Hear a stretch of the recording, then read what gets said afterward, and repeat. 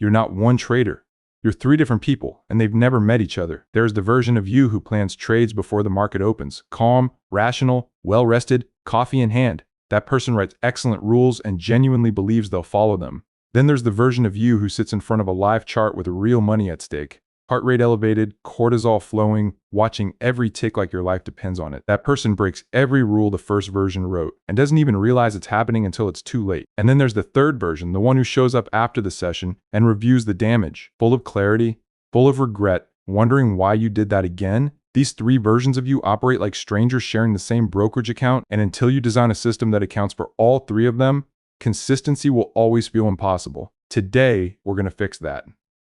Most traders treat inconsistency as a willpower failure. They think if they could just try harder, focus more, or develop more discipline, the problem would go away on its own. But discipline only works when the person applying it is the same person who designed the rules, and that's the part nobody talks about. Your planning brain and your executing brain are running on completely different chemistry. Before the market opens, your prefrontal cortex is in charge. Logical, methodical, patient. But the moment you enter a trade with real capital on the line, your nervous system activates. Cortisol floods your bloodstream. Your attention narrows sharply to the tick in front of you. Your decision-making shifts from the logical brain to the reactive brain.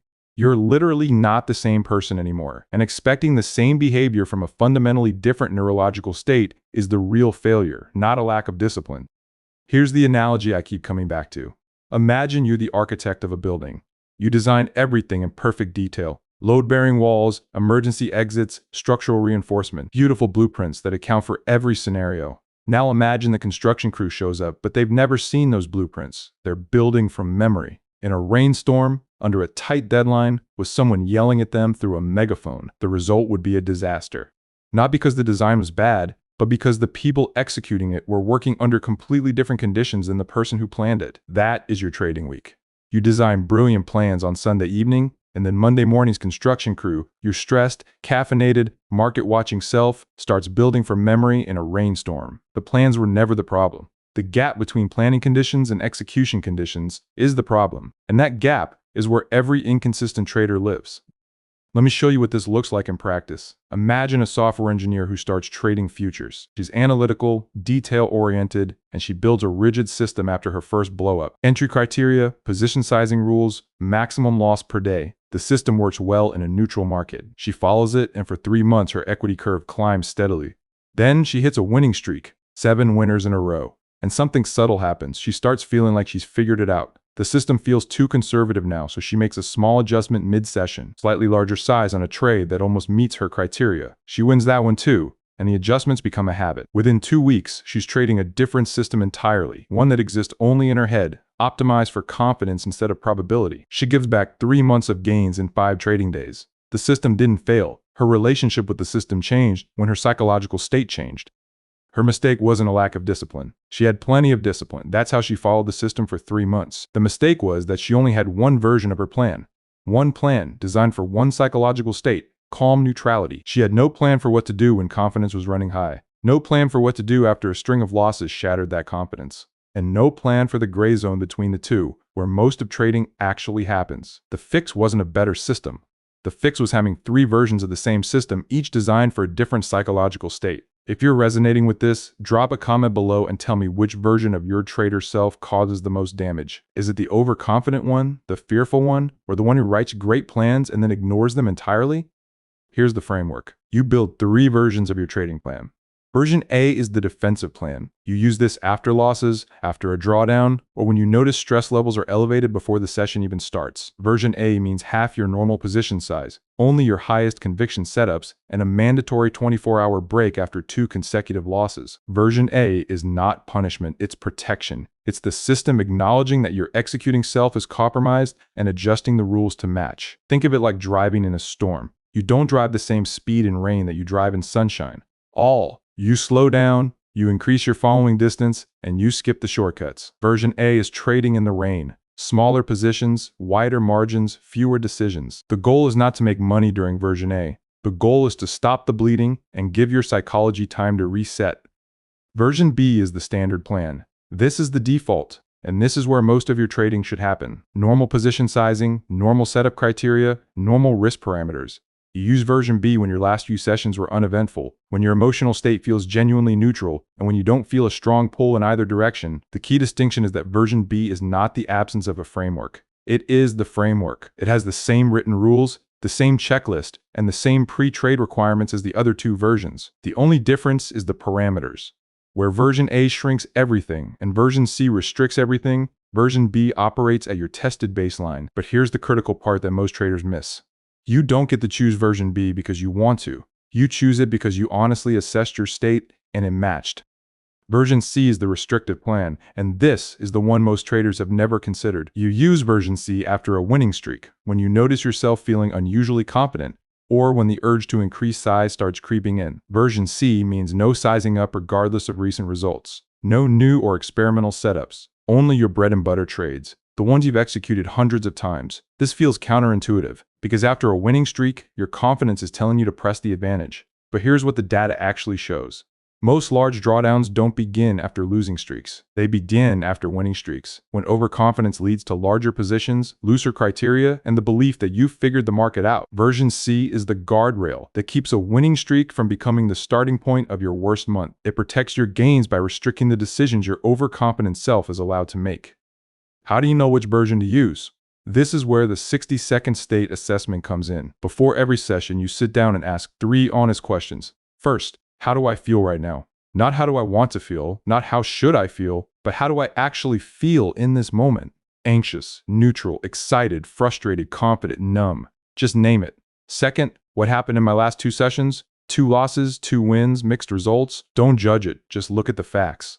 Third, based on those answers, which version matches? If you're stressed or coming off losses, version A. If you're neutral, version B. If you're riding a hot streak and feeling invincible, version C. This takes 60 seconds. Write it down. Let me know in the comments which version you trade most often right now. The version you pick before the session starts is the version you trade, period. No switching mid-session, no upgrading because the market looks good. The decision is made before the first chart loads. The second tool is the yes or no checklist. Most trading plans fail not because the rules are wrong, but because they leave too much room for interpretation. Your mid-trade brain cannot handle nuance. It will use every gray area as an excuse to do what it wants. So you convert every rule into a binary question. Is this an A+ setup according to my written criteria? Yes or no? Is my position size within the limit for today's version? Yes or no? Have I hit my daily loss limit? Yes or no? Is the market direction confirmed by my analysis? Yes or no? If any answer is no, you don't take the trade. There's nothing to think about, nothing to negotiate, nothing for your stressed brain to rationalize around. Mark Douglas called this thinking in probabilities. You stop treating each trade as a unique event that requires fresh judgment, and you start treating it as one repetition of a defined process. The checklist is the bridge between your planning self and your executing self. Here's where market direction fits into the system. If you follow a trend-based approach like the methods William O'Neill taught, market direction is not optional. It's the first question on your checklist.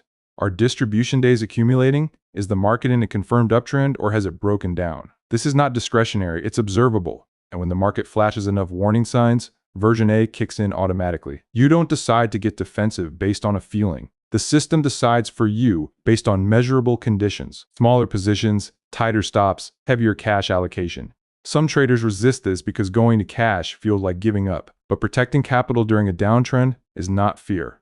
It's the system working exactly as designed. And when a follow-through day confirms buyers are back, you move to version B with confidence because you preserve the capital to act on it. The system removes the emotional debate entirely. If you're finding this useful, hit subscribe because we go deep on trading psychology every week with frameworks you can actually use in your next session. Now, let me address the objection you might be forming. Isn't having 3 versions of a plan overcomplicating things? No, having 3 versions is simpler than having 1 version that you break in 3 different ways. Right now, most inconsistent traders have 1 plan and 3 failure modes. They break it when stressed, they break it when confident, and they break it when bored. 3 versions means each state has its own guardrails already in place. You're not making more decisions, you're making fewer, because the version handles the edge cases that your single plan never accounted for. The plan you write at 7 a.m. should be impossible to override at 10:30 a.m. That's the standard, and the only way to reach it is to design for every version of yourself, not just the calm, rational, pre-market version. Let's bring it all together with a practical walkthrough. It's Sunday night. You sit down and write out all 3 versions of your plan for the week, version A, B, and C, each on a separate page or a separate section of your journal. Monday morning arrives. Before you open a single chart, you do the 60-second state assessment. You slept well, your last week was mixed, you feel neutral. Version B. You write it down and you don't revisit it. Now you pull up a setup and run the yes or no checklist. A+ setup? Yes. Size within version B limits? Yes. Daily loss limit intact? Yes. Market direction confirmed? Yes. You take the trade, it hits your stop. You lose, but here's the difference. You don't spiral, you don't switch versions, you don't chase, because the system already accounted for this outcome. A loss inside the system is data. A loss outside the system is damage. Consistency isn't doing hard things repeatedly, it's designing your system so the right thing becomes the easy thing. We started with a problem most traders blame on themselves: inconsistency, the inability to follow rules you wrote yourself. And now you can see it's not a character flaw, it's a design flaw. Your pre-trade self writes the rules. Your in-trade self breaks them. They're not the same person, and they were never going to be. The fix is designing for all 3 versions of yourself. A defensive plan for when you're compromised, a standard plan for when you're neutral, a restrictive plan for when confidence is lying to you. The 60-second assessment picks the version. The yes or no checklist removes the gray area. And the whole system works because it stops asking your stressed, emotional, mid-trade brain to make decisions it was never equipped to make. Here's your homework. This week, write out all 3 versions, do the state assessment before every session, run the checklist before every trade, and track which version you traded each day. The system is simple, and simple is what survives contact with a live market.